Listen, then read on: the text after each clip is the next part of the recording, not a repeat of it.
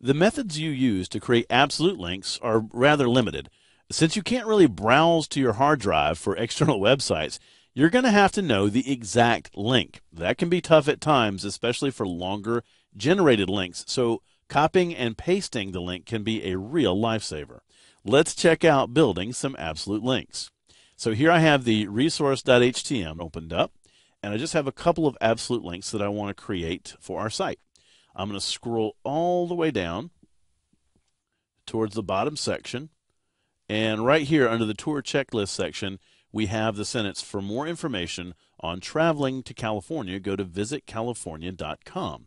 So I'm going to go ahead and highlight visitcalifornia.com and click inside the link dialog box.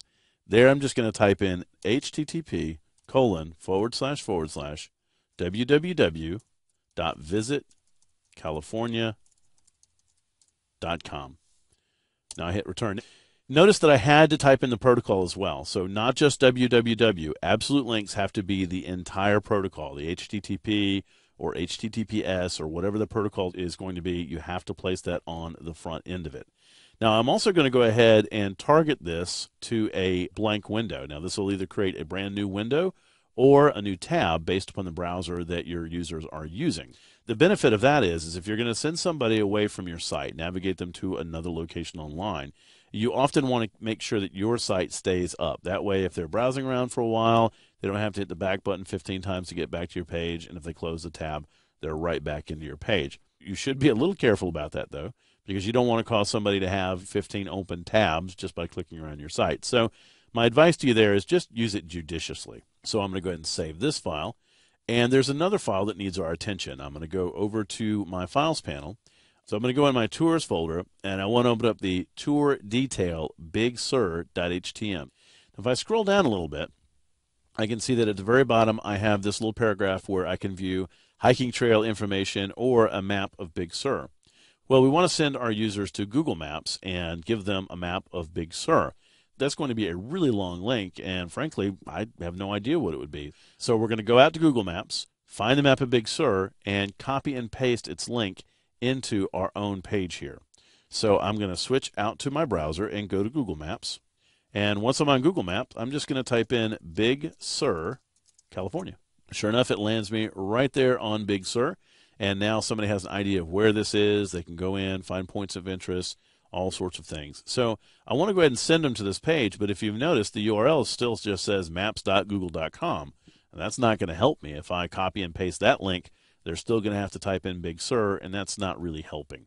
So what I'm going to do is go right over here, and you can see there's a little link right here for the link to that particular page. So I'm going to click on that, and it gives me two ways to embed that into my website. One would be just the link itself, and the other one would create an iframe which would embed the map on your page. Now, you're certainly free to do that, but what we're studying here is how to create absolute links, so that's not the solution that's going to work for us. So what I want to do is find this top section, and I just want to copy that. So I'm going to highlight that really long query string and copy that, and then go back into Dreamweaver. Once I'm back into Dreamweaver, I'm going to highlight the text, view a map of Big Sur, click inside the link dialog box, and paste. Now be sure to hit return, and you'll notice that you have a long string of characters right in there. Once again, I'm going to target that to a blank page and do a save all. Make sure that you test this. So I'm just going to go ahead and preview this in my browser. I'm going to come down here to view a map of Big Sur and click on that. And I want to make sure that it goes right back to that Big Sur map I've had before. The reason for that is occasionally when you copy and paste into Dreamweaver's link dialog box, the link might become truncated. If it does, let me show you how to deal with that. We'll go back into Dreamweaver. And all you have to do is highlight your link, go into split screen view, and find the link itself. So here's the link tag that we're working with right now. Notice that the href attribute is the one that contains that really long query string to Google Maps. So if you just go into code view, if you highlight this and paste your link there, it's guaranteed to work. Sometime in the properties inspector, it truncates it a little bit, so you need to be aware of that particular behavior in Dreamweaver. It will sometimes get you in trouble, so make sure you test that thoroughly. So absolute links, they're just as easy to create as any other link in Dreamweaver. You just have to remember the protocol on the front of it. Leaving it off can create a broken link and frustrate your users. Now remember that using _blank for target allows people to browse in a new tab or a new window without leaving your site.